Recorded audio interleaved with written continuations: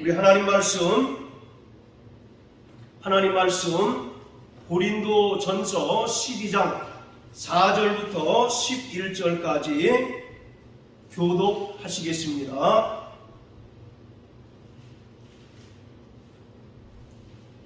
은사는 여러 가지나 성령은 같고 또 역사는 여러 가지나 모든 것을 모든 사람 가운데서 역사하시는 하나님은 같으니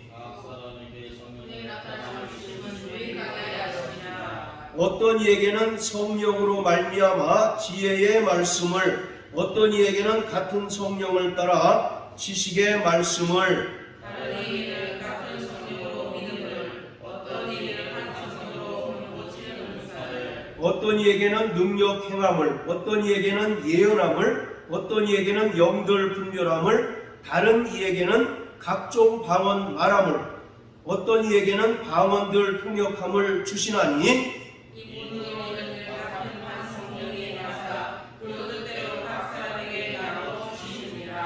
아멘. 성령은 하나님의 은혜로 말미암아 의롭게 된 성도들을 새로운 피조물이 되게 하시고 성화의 삶을 살아가게 하실 뿐만 아니라 영생의 소망을 따라 하나님의 후사가 되게 하십니다. 뿐만 아니라 성령은 성도들에게 은사를 부어주셔서 하나님의 일에 봉사하게 하시고 성령으로 침례를 베풀어 주심으로써 한 몸 곧 교회가 되게 하십니다. 교회는 하나님 나라의 확장을 위해서 성령께서 부어주시는 은사를 활용하는 신앙 공동체입니다. 그런데 여전히 성령의 은사에 대한 이해 부족으로 인해서 많은 혼란을 겪고 있습니다. 어떤 이들은 지나치게 은사에 치중함으로써 신비주의적인 경향으로 치우치는 사람들이 있고, 또 어떤 사람들은 은사에 대한 무지, 그리고 은사를 무시함으로 인해서 생명력이 있고 권능 있는 신앙생활을 하지 못합니다. 데살로니가전서 5장 20절에 보면 예언을 멸시치 말며라고 되어 있습니다. 이 멸시하다는 말은 무시하다 또는 하찮게 여기다 라고 하는 뜻이에요. 그러니까 하나님께서 우리에게 주신 이 은사를 무시하거나 하찮게 여기지 말라는 것입니다. 하나님께서 우리에게 성령을 통해서 은사를 주시는 분명한 목적과 이유가 있음에도 불구하고 이 은사에 대한 무지, 또 은사를 무시함으로써 하나님께서 우리에게 주시고자 하시는 그런 생명과 능력을 누리지 못하고, 또 그에 따라서 이제 힘 있는 신앙생활을 하지 못하는 경우가 대단히 많습니다. 지상에 세워진 그리스도의 몸된 교회를 통한 복음 사역은 성령과 깊은 연관이 있습니다. 성령의 도움이 없이는 복음 사역은 절대적으로 이루어질 수 없고, 성령의 은사는 교회와 밀접한 관련이 있습니다. 그래서 성령과 교회는 뗄래야 뗄 수 없는 불가분의 관계입니다. 고린도전서 2장 4절에 보면 바울이 말하기를 나의 전도함은 사람의 지혜로운 말로 권하는 것이 아니라 성령의 나타남과 능력으로 하는 것이다 라고 말씀합니다. 여기서 성령의 나타남이라고 하는 말이 오늘 우리가 나누고자 하는 그 은사를 말하고 있는 것이에요. 이와 같이 절대적으로 복음 전파 사역은 성령의 역사와 성령의 도움으로만 가능한 것입니다. 1960년대부터 시작된 한국교회 오순절 운동은 초대교회에 있었던 강력한 성령의 역사와 성령의 은사들이 여전히 지금도 유효하고 지속된다라고 이와 같이 강조하고 있습니다. 그래서 예를 들어서 방언이나 예언, 그리고 신유 또는 축사 같은 성령의 은사들이 초대교회 때로 끝난 것이 아니라 지금도 여전히 유효하고 또 믿는 자들 가운데 여전히 나타난다라고 이와 같이 강조하고 있습니다. 반면에 은사가 중지되었다라고 주장하는 사람들이 있습니다. 일명 은사 중지론자라고 이렇게 이야기를 하는데, 그들은 성경의 계시가 완성됨으로써 은사가 폐하여졌다라고 주장을 합니다. 그래서 사도행전 2장 4절에 보면 성령의 충만함을 받고 성령의 말하게 하심을 따라 다른 방언을 말하기 시작했다라고 기록하고 있는데, 여기서 다른 방언을 우리는 지금 우리가 하는 방언과 고린도서에 나오는 방언과 동일한 방언이라고 우리는 믿고 그렇게 생각을 하지만, 은사가 중지됐다라고 주장하는 사람들은 사도행전 2장 4절에 나타난 방언은 단지 외국어일 뿐이다 라고 이렇게 주장합니다. 그리고 사도행전 2장에 나타난 방언과 고린도전서 12장부터 14장까지 나오는 그 방언과 근본적으로 다른 것이다 라고 이렇게 이야기를 합니다. 우리가 지난주에 사도행전 2장을 우리가 함께 살펴봤는데, 제자들이 다 성령의 충만함을 받고 다른 방언으로 말하기 시작했는데, 오순절 절기를 지키러 온 경건한 유대인들은 그것을 다 어떻게 들었습니까? 자기의 모국어로 듣고 그것을 통해서 하나님의 큰일을 그들이 깨닫고 놀라는 장면이 있었지 않습니까? 그것에 착안해서 다른 방언이라고 하는 것은 외국어일 뿐이다 라고 이렇게 주장을 합니다. 자, 우리 고린도전서 13장 한번 다 같이 보세요. 고린도전서 13장 8절부터 10절까지입니다. 자, 시작. 사랑은 언제까든지 떨어지지 아니하나 예언도 패하고 방언도 그치고 지식도 패하리라. 우리가 부분적으로 알고 부분적으로 예언하니 온전한 것이 올 때에는 부분적으로 하는 것이 패하리라. 네, 은사가 중지되었다라고 주장하는 사람들이 근거로 드는 성경 구절이 금방 읽은 고린도전서 13장 8절부터 10절까지입니다. 그런데 10절에서 온전한 것이 올 때에는 부분적으로 하던 것이 패하다라고 이렇게 얘기합니다. 부분적으로 하던 것은 바로 은사를 나타내고 있는데, 자, 여기서 중요한 것은 온전한 것이 과연 무엇일까 하는 문제인 거죠. 그러니까 은사가 중지되었다라고 말하는 사람들은 이 온전한 것은 성경 계시의 완성으로 보는 것입니다. 약 AD 100년에 모든 신구약 성경이 다 완성이 됐거든요. 그렇기 때문에 성경 계시가 완성됨에 따라서 초대교회 때는 성령의 은사가 있었을지 모르겠지만, 그 이유는 성경 계시가 완성이 되었기 때문에 부분적으로 하던 은사들이 폐하여졌다라고 이렇게 이야기를 합니다. 자, 그런데 여기서 온전한 것은 바로 예수 그리스도를 가리키고 있습니다. 예수님의 재림을 말하고 있는 거예요. 그러니까 예수님께서 영광 중에 재림하셨을 때는 더 이상 성령의 역사가 나타나지 않습니다. 그렇기 때문에 그때는 성령의 은사들이 더 이상 나타나지 않게 되는 거죠. 바로 이 온전한 것에 대한 해석상의 차이로 인해서 초대교회 때까지는 성령의 은사가 있었을지 모르지만 그 이후에는 은사가 폐하여졌다라고 주장을 합니다. 그러나 이 온전한 것을 바로 예수님의 재림으로 우리가 이해하고 받아들이게 되면 여전히 성령의 은사는 지금도 유효하고 믿는 자들을 통해서 여전히 나타난다는 것입니다. 그리고 중요한 것은 말씀드린 것처럼 성령의 은사는 바로 교회와 밀접한 연관이 있습니다.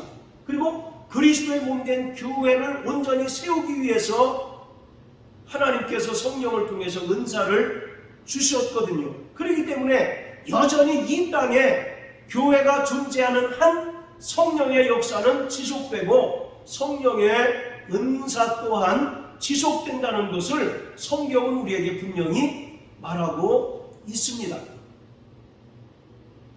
이 은사라고 하는 말은 헬라어로 카리스마라고 합니다. 은혜라는 말은 카리스라고 하는 뜻이고요. 그래서 은사와 이 은혜가 같은 말에서 유래가 되었습니다. 우리 세상에서도 카리스마라는 단어 쓰죠. 어떤 의미로 씁니까? 사람을 끌어당기는 어떤 능력 또는 재능을 이야기할 때 카리스마라고 이렇게 이야기를 하는데, 바로 성경에서 이야기하는 카리스마라고 하는 것은 예수님의 은혜로 말미암아 구원받은 자들에게 하나님께서 주시는 선물을 카리스마, 은사라고 이와 같이 얘기합니다. 그래서 이 은사라고 하는 것은 반드시 은혜를 기초로 하고 있습니다. 예수의 은혜로 말미암아 죄사함 받은 자에게 하나님께서 성령으로 은사를 주시는 것이지, 결코 죄의 문제가 해결되지 않은 자에게는 은사가 허락될 수 없다는 것을 우리는 잘 알아야 합니다. 은사는 성령 하나님의 단독 사역이 아니라 삼위일체 하나님께서 구원받은 자들에게 주시는 은혜의 선물입니다. 그렇기 때문에 모든 은사는 예수 그리스도로 말미암아 구원받은 자들에게 성령으로 말미암아 주시는 은혜의 선물입니다. 성령의 은사는 인간에게 전혀 없는 새로운 능력을 주시는 것이기도 하지만, 또 한편으로는 이미 잠재되어 있는 재능을 성령께서 사용하시는 것이기도 합니다. 자, 이와 같이 성령의 은사라고 하는 것은 결국 하나님께서 구원받은 자들에게 주시는 선물이요 하나님의 능력입니다. 성령을 통해서 하나님께서 구원받은 성도들에게 주시는 하나님의 능력을 가리키고 있습니다. 자, 그렇다면 하나님께서 성령으로 우리에게 은사를 주시는 목적이 무엇일까요? 이 땅에 세워진 그리스도의 몸된 교회가 복음 사역을 중단 없이 시행하기 위해서 바로 성령의 은사를 주십니다. 그리고 성도들이 하나님의 거룩한 영적인 일꾼이 되도록 하기 위해서 성령의 은사를 주십니다. 그리고 이 성령의 은사는 반드시 직임과 또 하나님의 역사로 나타나게 되는 거예요. 따라서 바로 성령의 은사를 우리에게 주신 분명한 목적은 하나님의 일에 봉사하도록 은사를 주신 것입니다. 그리고 지역교회를 섬기고 또 이웃을 섬기고 무엇보다도 복음 사역을 잘 감당하도록 하시기 위해서 성령의 은사를 구원받은 성도들에게 주셨습니다.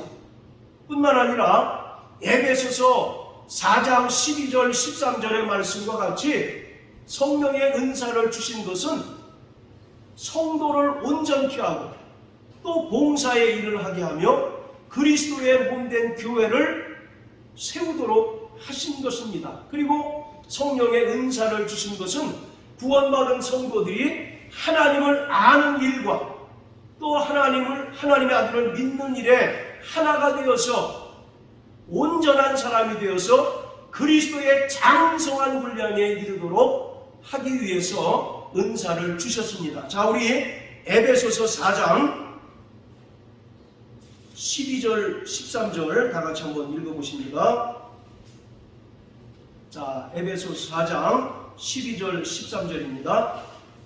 자, 이것은 은사를 주신 목적에 대해서 말하고 있습니다. 같이 읽습니다. 시작. 이는 성도를 온전히 하며 봉사의 일을 하게 하며 그리스도의 몸을 세우려 하심이라. 우리가 다 하나님의 아들을 믿는 것과 아는 일에 하나가 되어 온전한 사람을 이루어 그리스도의 장성한 분량이 충만한 데까지 이르리니. 할렐루야. 바로 이것이 우리에게 하나님께서 성령을 통해서 은사를 믿음의 분량대로 나눠주시는 분명한 목적입니다. 신약 성경에는 아주 다양한 은사가 나타나 있습니다. 자, 우리 고린도전서 12장 한번 다 같이 보세요. 자, 우리가 일반적으로 아는 성령의 은사는 고린도전서 12장 8절부터 10절까지 나오는 9가지 은사일 것입니다. 어떤 이에게는 지혜의 말씀, 또 지식의 말씀, 믿음, 그리고 병 고치는 은사, 능력 행함, 예언함, 그리고 영들 분별함, 그리고 방언과 방언 통역함, 이와 같이 우리가 9가지 은사들에 대해서는 어느 정도 많이 알고 있습니다. 자, 그런데 성경에는 이러한 은사들만 있는 것이 아니라 이외에도 아주 다양한 은사가 존재하고 있습니다. 자, 고린도전서 12장 28절부터 30절까지 우리 한번 읽어보시겠습니다.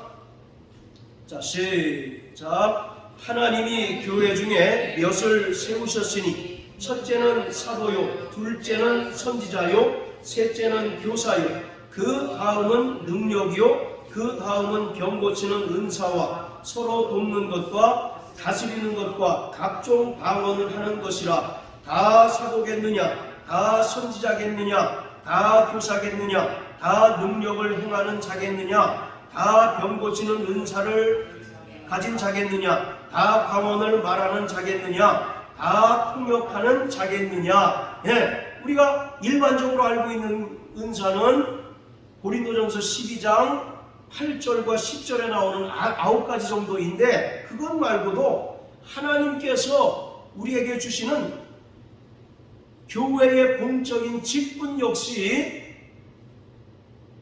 바로 은사라고 하는 것을 분명하게 말씀합니다. 그래서 사도요, 선지자요, 교사, 그 모든 것들이, 이것들이 바로 그 직분 아니겠습니까? 그래서 바로 하나님께서 교회에 부여하신 공적인 직분 역시 은사라는 것을 알 수가 있습니다. 자, 그리고 에베소서 4장 11절입니다.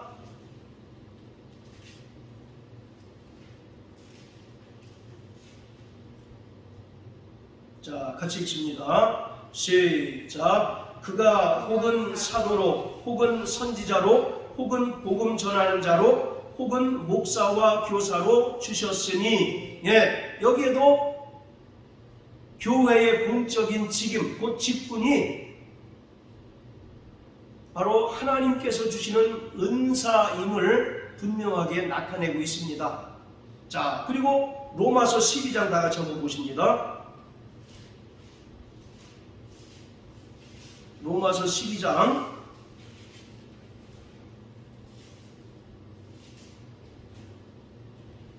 자, 6절부터 13절까지 다 같이 읽겠습니다. 시작. 우리에게 주신 은혜대로 받은 은사가 각각 다르니, 혹 예언이면 믿음의 분수대로, 혹 섬기는 일이면 섬기는 일로, 혹 가르치는 자면 가르치는 일로, 혹 권위하는 자면 권위하는 일로, 구제하는 자는 성실함으로, 다스리는 자는 부지런함으로, 긍휼을 베푸는 자는 즐거움으로 할 것이니라. 사랑엔 거짓이 없나니 악을 미워하고 선에 속하라. 형제를 사랑하여 서로 우애하고 존경하기를 서로 먼저 하며, 부지런하여 게으르지 말고 열심을 품고 주를 섬기라. 소망 중에 즐거워하며 환난 중에 참으며 기도에 항상 힘쓰며 성도들의 쓸 것을 공급하며 손 대접하기를 힘쓰라. 자, 여기에도 분명히 성령의 은사들이 아주 다양하게 나타나 있습니다. 우리는 성령의 은사 그러면 일반적으로 방언을 대표적으로 꼽지만 그 외에 하나님께서 성도들에게 성령을 통해서 주시는 그 은사들이 대단히 다양하게 나타나 있습니다. 그래서 바로 하나님께서 결국 이 은사들을 주시는 목적은 교회를 온전히 세우는 것입니다. 교회를 건강하게 세우는데 절대적으로 필요한 수단이기 때문에 하나님께서는 때로 직분자를 세우시고 또 때로는 이와 같이 섬기는 자, 또 가르치고 또 구제하고 또 바로 위로하는 자들을 세우시기도 하고, 그리고 우리가 일반적으로 하는 외적으로 은사가 나타나는 그 모든 것들을 허락해 주시는 거예요. 그러니까 이 은사라고 하는 것이 교회를 떠나서는 설명할 수 없을 정도로 절대적으로 이 성령의 은사는 교회의 유익을 위해서 그리스도의 몸된 교회를 온전히 세우시도록 하나님께서 하시기 위해서 우리에게 은사를 주셨다는 것입니다. 우리는 일반적으로 바로 어떤 심리적인 그런 현상들을 쫓는 경우들이 많아요. 예언하고 또 방언하고 병 고치는 어떤 외적으로 드러난 현상으로서의 은사를 이제 치중하고 또 그런 은사를 사모하기도 하지만 그러한 은사뿐만 아니라 교회를 건강하게 세우는 데 있어서 이런 다양한 은사들이 필요하다는 것입니다. 그래서 하나님께서는 믿음의 분량을 따라서 어떤 이에게는 이러한 은사를 주시고 또 어떤 이에게는 이러한 다양한 은사들을 허락해 주신다는 거예요. 중요한 것은 성령의 은사는 이렇게 다양합니다. 그리고 뿐만 아니라 성령 안에서 통일성을 갖는다는 게 대단히 중요합니다. 교회도 마찬가지예요. 다양한 사람들이 모여서 다양한 바로 그 다양한 모습으로 신앙생활하지만 결국 성령 안에서 하나가 되게 하시는 가운데 교회를 온전히 세워가고 있는 것입니다. 마찬가지로 성령의 은사는 이렇게 대단히 다양하지만 성령 안에서 통일성을 이룬다는 것이 대단히 중요합니다. 그래서 고린도전서 12장 4절부터 6절까지 보면 은사는 여러 가지나 성령은 같고 직임은 여러 가지나 주는 같으며 역사는 여러 가지나 역사하시는 하나님은 같다라고 이와 같이 말씀하고 있습니다. 이 말이 무슨 뜻일까요? 바로 여러 가지 은사가 있고 또 다양한 직분이 있고 다양한 하나님의 역사가 있지만 이처럼 바로 다양성을 나타내지만 성령은 같고 또 주는 같고 하나님은 같다라고 하는 말은 다 성령 하나님 안에서 이 모든 것들이 통일성을 이룬다라는 것입니다. 그렇기 때문에 성령의 은사들이 교회의 유익이 되는 거예요. 가령 예를 들어서 다양성만 존재하고 통일성이 없다고 생각을 해보세요. 그게 무슨 시장바닥도 아니고 온통 교회가 소란할 뿐일 것입니다. 이 고린도전서 12장은 일명 은사장이라고 이렇게 이야기합니다. 자, 12절부터 보면 몸은 하나인데 많은 지체가 있고 몸의 지체가 많으나 한 몸과 같이 그리스도도 그러하다라고 이렇게 이야기합니다. 그러니까 몸 안에 여러 지체가 있다라고 이렇게 이야기하지 않습니까? 그러니까 이것도 다양성 안에 통일성을 강조하고 있는 것이에요. 그러니까 은사를 사용하는 면에 있어서 우리가 절대적으로 주의해야 할 것은 다양성 안에 통일성도 있다라고 하는 것입니다. 결국 그 모든 것들이 어디에 초점이 맞춰져야 되느냐면 교회의 유익이 되는 쪽으로 초점이 맞춰져야 된다는 거예요. 그래서 은사를 사용하는 면에 있어서 절대적으로 질서를 따라서 그 은사를 사용해야 된다라고 바울은 고린도 교회를 향해서 경고하고 있습니다. 신약 성경에 나타난 교회 중에 이 고린도 교회는 가장 성령 충만한 교회였어요. 그리고 가장 다양한 은사가 나타났던 은사 공동체였습니다. 그런데 여러분들이 잘 아시는 것처럼 가장 문제가 많았던 교회 역시 어느 교회였습니까?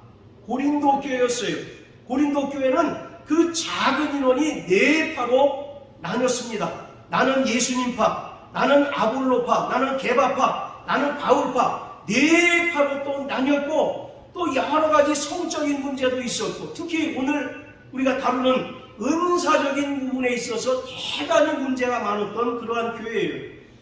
이 은사를 사용하고 또 은사를 나타내는 부분에 있어서 절대적으로 교회의 유익이라고 하는 초점에 맞추지 않고 자기 자신을 자랑하고 자기 자신을 드러내기 위한 수단으로 은사를 사용했기 때문에 고린도 교회가 비록 성령 충만하고 은사가 많이 나타난 교회였지만 사분오열될 수밖에 없었다는 것입니다. 가령 예를 들어서 내게 여러 가지 은사가 나타나고 또 상대적으로 다른 사람은 은사가 나타나지 않는다면 은사가 많이 나타나는 자가 은사가 나타나지 않는 자를 멸시하고 또 비웃고 조롱하는 거죠. 나는 당신보다 훨씬 더 은사가 많이 나타나기 때문에 나는 더 신령하고 더욱더 정말 하나님의 뜻을 잘하는 자다 라고 이와 같이 자신을 과신하고 또 자신을 자랑하는 그 근거로 은사를 활용했기 때문에 상대적으로 은사가 많이 나타나지 않는 사람 입장에서는 굉장히 기분 나쁠 거 아니겠습니까? 그로 인하여 이 고린도 교회가 굉장히 어려움을 겪게 되었던 거예요. 그래서 사도 바울이 은사장인 12장을 마치면서 13장은 보통 우리가 무슨 장이라고 얘기합니까? 사랑장이라고 이야기하잖아요. 왜 그것을 썼는가? 철저히 은사를 사용하고 또 은사를 행함에 있어서 사랑이 기초가 되어야 된다는 것을 강조하고 있는 것입니다. 자, 우리 12장 31절부터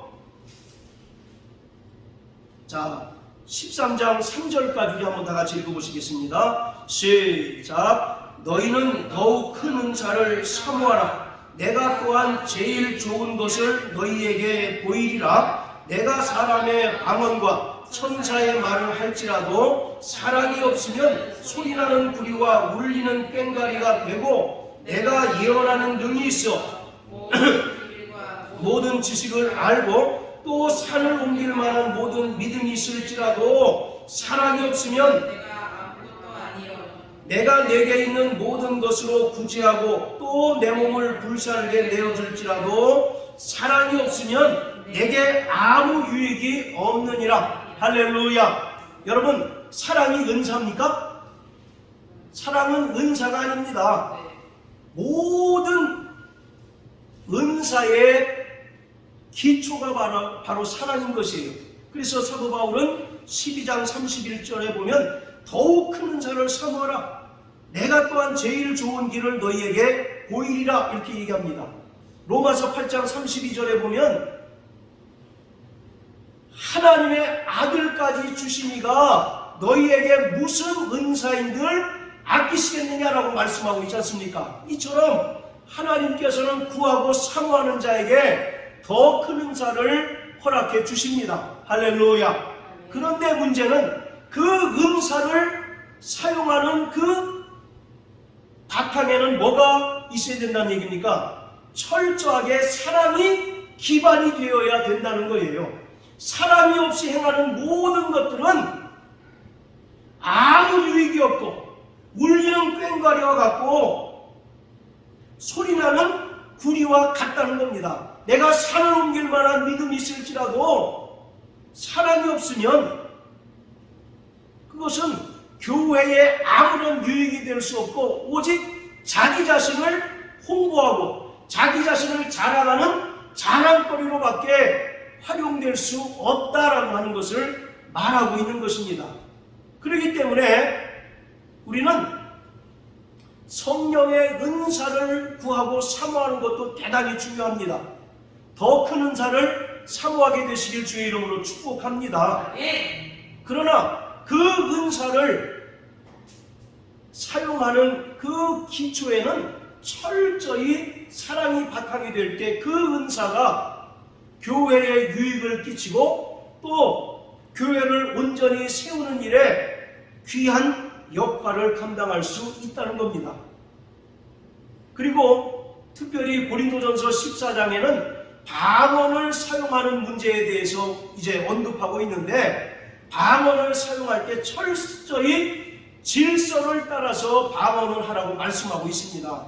자, 우리 고린도전서 14장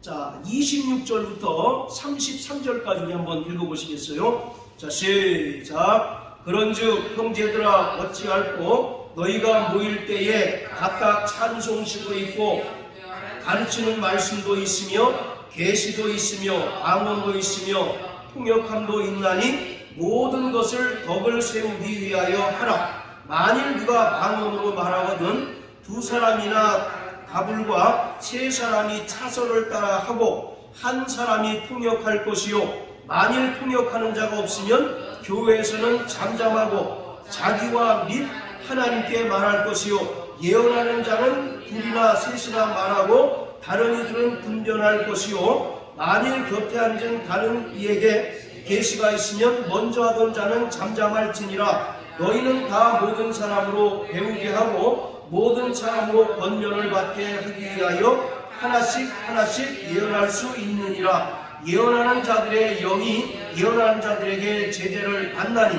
하나님은 어지러움의 하나님이 아니시오 오직 화평의 하나님이시니라. 자, 그리고 39절 40절 우리 한번 또 읽습니다. 자, 시작. 그런즉 내 형제들아 예언하기를 사모하며 방언 말하기를 금하지 말라. 모든 것을 적당하게 하고 질서대로 하라. 이것은 고린도전서 14장은 당시의 예배 상황을 설명하고 있습니다. 지금 우리 예배도 여러 가지 다양한 그 순서들이 있는 것처럼 초대교회 때의 예배도 이와 같은 다양한 순서가 있어요. 각각 찬송시도 있고 우리로 말하면 이제 찬양을 얘기하는 거죠. 찬송, 그리고 가르치는 말씀, 또 이제 설교를 가리키고 그 외에 계시와 방언도 또 통역함도 있다라고 이렇게 얘기합니다. 그리고 모든 것을 덕을 세우기 위해서 하라고 말씀하고 있어요. 그런데 방언만큼은 반드시 통역하는 자가 있을 때 방언하라고 말씀하고 있습니다. 그런데 이것을 가지고 방언 무용론, 방언을 오히려 금지시켰다라고 이렇게 이제 이해하는 사람들이 있어요. 여러분, 이 지금 고린도전서 14장의 말씀이 방언을 하지 말라는 얘기입니까? 그렇지 않잖아요. 방언은 하되 철저하게 뭐를 따라서 하라는 얘기입니까? 질서를 따라서 하라는 얘기예요. 왜냐하면 하나님께서는 어지러움의 하나님이 아니라 화평의 하나님이시기 때문에, 예를 들어서 지금 막 설교를 하고 있는데 옆에서 방언을 한다고 생각을 해보세요. 그게 무슨 아수라장과 같은 일이 벌어지지 않겠습니까? 그러니까 바로 질서를 따라서, 화평을 따라서 바로 방언을 사용하라는 얘기지, 결코 방언이 무용하거나 방언을 하지 말라는 그런 이야기가 결코 아닙니다. 그 앞에 보면 사도 바울은 말하기를 내가 다른 사람보다 더 방언을 많이 말한 것을 인하여 하나님께 감사하다라고 이와 같이 이야기합니다. 그리고 방언은 바로 우리 영이 하나님께 직접 비밀을 아뢰는 것이다 라고 이와 같이 말씀하고 있어요. 이처럼 방언 그 어떤 것도 결코 불필요한 것이 없습니다. 그러나 다만 문제가 되는 것은 철저하게 사랑을 따라서 방언을 행할 뿐만 아니라 은사를 행할 뿐만 아니라 특히 방언을 행할 때에 질서를 따라하고 또 방언 통역하는 사람 있을 때 하라는 그런 이제 이야기이지 결코 방언을 금지시키는 그런 이야기가 아닙니다. 할렐루야. 네. 자, 이와 같이 오늘 하나님께서 우리에게 성령을 통해서 은사를 주신 것은 결국 그리스도의 몸된 교회를 온전히 세우고 또 그 교회를 통해서 예수께서 이 땅에 오셔서 천국 복음을 전파하시고 또 하나님의 나라를 확장하셨던 것처럼 그 사역이 교회를 통해서 중단 없이 끝까지 이루어지도록 하시기 위해서 교회에게 은사를 주신 것입니다. 성도들에게 은사를 부어 주신 거예요. 자, 그리고 우리는 여기서 은사와 함께 열매도 분명하게 알아야 합니다. 은사와 열매, 어떤 것이 더 중요할까요? 은사와 열매, 어떤 것이 더 값진 것일까요? 하나님께서 주신 것이기 때문에 높낮이를 구분할 수 없겠죠. 바로 그런데 문제는 균형 잡힌 은사와 열매가 나타나야 된다는 것입니다. 은사는 말하자면 하나의 수단입니다. 하나님의 일을 더 잘 감당하기 위해서 우리에게 주신 수단이에요. 반면에 열매는 우리가 추구해야 할 목적입니다. 우리가 성화의 삶을 살아가는 동안 맺어야 하는 열매가 바로 성령의 열매예요. 그래서 요한복음 15장에 보면 예수님께서 뭐라고 말씀하십니까? 나는 포도나무요 너희는 가지니 가지가 나무에 붙어 있으면 많은 열매를 맺고 또 그 열매로 인하여 아버지께서 영광을 받으실 것이다 라고 말씀하고 있지 않습니까? 바로 그 열매가 우리는 보통 전도의 열매 뭐 이런 얘기를 하지만 그것은 포도나무와 가지와의 관계는 교회를 설명하고 있는 겁니다. 머리이신 예수와 지체인 성도와의 관계를 설명하고 있는 거예요. 그러니까 예수를 통해서 생명이 공급되어지고 바로 예수로부터 생명의 진액이 공급되어짐으로 인하여 가지인 성도들이 이 땅에서 맺어야 할 열매, 어떤 열매겠어요?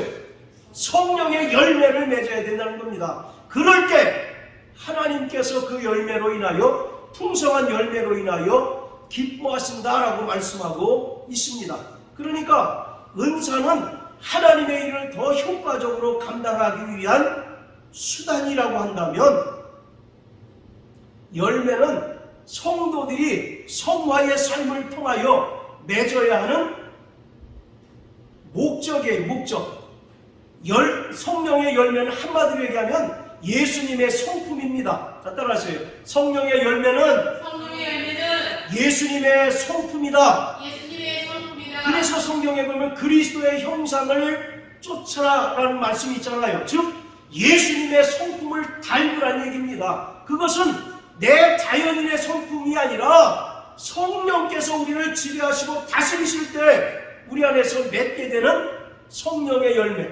그러니까 과거의 옛 성품이 아니라 예수님의 인격과 예수님의 성품을 닮아가는 그 모습, 그것이 바로 성령의 열매인 것이에요. 그러니까 성령의 은사를 행할 때 반드시 열매도 함께 나타나야 합니다. 그렇지 않게 되면 오늘 천상 고린도 교회의 꼴이 나게 되는 거예요. 인격적으로 성숙되지 않은 자에게 더 큰 은사를 주니까 그 은사를 교회에 유익을 끼치는 방향으로 사용하지 않고 오히려 자기를 과신하고 자기를 자랑하는 그런 방편으로 사용하다 보니까 교회가 더 어렵게 되는 거죠. 여러분, 좋은 요리사의 칼이 있다고 생각을 해보세요. 그 칼이 요리사에게 잡히면 아주 최고의 요리가 나오지 않습니까? 그러나 그 칼이 갓난아이에게 쥐어진다고 생각을 해보십시오. 그 칼이 얼마나 위협적인 도구가 되겠어요. 마찬가지로 성령의 은사와 열매는 항상 정비례해서 나타나야 한다는 것입니다. 그렇지 않다면 차라리 은사가 어떤 면에서는 나타나지 않음이 결과적으로 나을 수 있다는 사실을 우리는 분명히 깨달아야만 합니다. 그래서 성령의 열매를 맺음으로써 우리의 인격이 성숙하고 우리가 예수님의 성품을 닮아가는 가운데 성령의 충만한 은사가 우리에게 나타난다면 하나님 앞에 귀하게 쓰임받을 수가 있는 것이에요. 그렇기 때문에 우리는 은사를 사모하는 것과 동시에 나의 인격이 예수님을 닮고 내가 정말 예수님과 같이 큰 그릇이 될 수 있도록 간절히 기도해야 합니다. 그럴 때 두 가지 경우가 조화를 이룰 때 하나님께서 크게 역사하시고 크게 사용하실 수가 있는 것입니다. 여러분, 신약 성경에서 이 충만이라고 하는 단어가 있지 않습니까? 그것이 바로 두 가지 개념으로 사용됐다는 것입니다. 첫째는 외적인 충만을 설명하는 단어로 사용됐어요. 그리고 또 하나는 내적인 충만을 사용하는 단어로 사용되기도 했습니다. 대표적으로 사도행전 2장 4절에 보면 저희가 다 성령의 충만함을 받고 성령의 말하게 하심을 따라 방언을 말하기 시작했다라고 할 때 이 충만이라고 하는 것은 외적인 충만을 나타냅니다. 즉 은사적인 충만을 나타내는 거예요. 그러니까 바로 성령이 그에게 임했더니 외적인 어떤 현상이 나타났다는 겁니다. 어떤 현상이 나타났습니까? 다른 방언을 말하는 것으로 바로 현상이 나타나는 것처럼 바로 충만이라고 하는 그 하나의 개념은 외적인 충만, 그러니까 은사적인 충만을 말하고 있는 거예요. 자, 그리고 또 하나의 충만은 에베소서 5장 18절 너희가 술 취하지 말라 이는 방탕한 것이니 그 뒤에 뭡니까? 오직 성령의 충만함을 받으라 이와 같이 말씀하지 않습니까? 여기서 이 충만이라고 하는 것은 사도행전 2장 4절의 충만과 헬라어가 다른 단어가 사용되었어요. 이것은 내적인 충만을 이야기합니다. 열매적인 충만, 그러니까 성령께서 나를 지배하시고 다스리셔서 나의 예성품으로 살아가는 것이 아니라 예수님의 인격과 예수님의 성품을 닮아가는 내적인 변화가 나타나는 거예요. 그래서 성령 충만이라고 하는 것은 은사적인 충만과 내적인 충만이 같이 나타날 때 그것이 바로 진정한 충만이라는 것입니다. 할렐루야. 네. 다 따라하세요. 나 영혼아 성령으로 충만하자. 우리가 분명하게 명심해야 할 것은 성령의 은사는 소멸될 수 있다는 것입니다. 성령의 은사는 소멸될 수 있습니다. 우리 안에 내주하시는 성령은 영원히 우리와 함께 하시지만 성령의 은사는 얼마든지 우리에게서 불이 꺼지는 것처럼 소멸될 수 있다는 거예요. 자, 우리 갈라디아서 5장을 다 같이 한번 보실까요? 갈라디아서 5장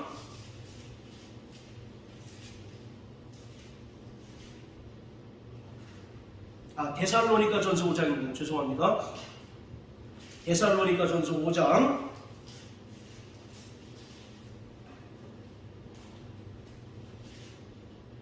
자 16절부터 22절까지 시작. 항상 기뻐하라, 쉬지 말고 기도하라, 범사에 감사하라. 이는 그리스도 예수 안에서 너희를 향하신 하나님의 뜻이니라. 성령을 소멸치 말며 예언을 멸시치 말고 범사에 헤아려 좋은 것을 취하고 악은 모든 모양이라도 버리라.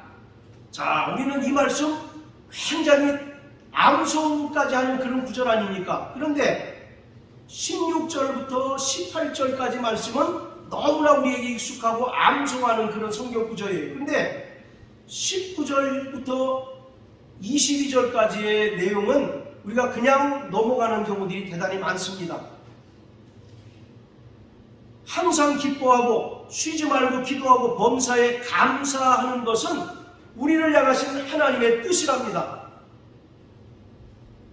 우리를 향하신 하나님의 어떤 뜻이겠습니까? 우리 안에 계신 성령의 은사를 소멸하지 않는 하나님의 뜻이란 얘기입니다. 우리 안에 기쁨이 없고 우리가 쉬지 않고 기도하지 않고 범사에 감사하지 않으면 우리 안에 우리에게 임한 성령의 은사가 소멸될 수 있다는 겁니다. 여기서 소멸이라고 말은 불을 꺼뜨리다 그런 뜻이에요. 성령을 소멸치 말고 예언을 멸시치 말라. 멸시하다는 말은 무시하고 하찮게 여기다 그런 뜻입니다. 그러니까 우리에게 기쁨이 없고 또 우리가 기도하지 않고 감사하지 않으면 내 안에 계신 성령은 일하십니까? 일하지 않으십니까? 아무 역사하지 않으셔요. 그러니까 성령의 은사가 나타날 명분이 없고 결국 불이 꺼지는 것처럼 그 은사가 꺼질 수밖에 없다는 거죠. 구약의 성막을 보세요. 성막 안에 성소가 있지 않습니까? 그 성소와 지성소를 유일하게 환하게 밝혀주는 기구가 바로 금등잔인데 그 금등잔을 관리하는 제사장은 항상 감람유를 충만히 넣고 그 불똥을 항상 제거해서 최적의 밝기를 유지하도록 간검합니다. 마찬가지로 오늘 우리는 자신의 상태를 간검해야 합니다. 내가 기쁨이 사라지고 내가 기도가 그치고 내가 감사가 그침에도 불구하고 전혀 아무렇지 않은 듯 산다면 내 안에 계신 성령은 근심하실 수밖에 없고 또 성령의 은사가 불이 꺼진 것처럼 꺼질 수밖에 없다는 것입니다.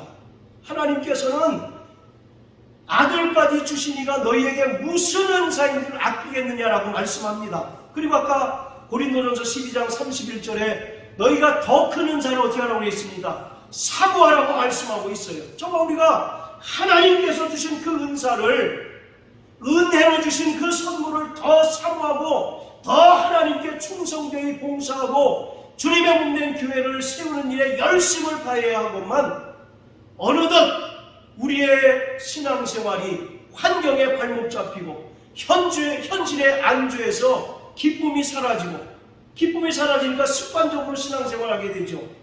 또 기도가 그치고 감사가 그치기 때문에 우리 안에 내주하신 성령이 제한당하시고 성령의 은사가 나타나지 않게 되는 것입니다. 사랑하는 성도 여러분, 늘 기뻐하시길 주의 이름으로 축원합니다. 또 기도하시고 감사하시게 되길 주의 이름으로 축복합니다. 이것은 그냥 하기 좋은 말로 하는 것이 아니라 이렇지 않으면 내 안에 계신 성령이 탄식하시고 성령의 은사가 소멸된다는 것입니다. 날마다 성령의 은사를 사모하시게 되길 주의 이름으로 축원합니다. 또 날마다 성령께서 나를 지배하시고 통치하셔서 자연인 옛 성품이 나타나는 것이 아니라 정말 성령의 열매를 맺는 자 될 수 있도록 날마다 깨어 기도하시는 저와 여러분들 되시기를 예수 이름으로 축복합니다. 할렐루야. 우리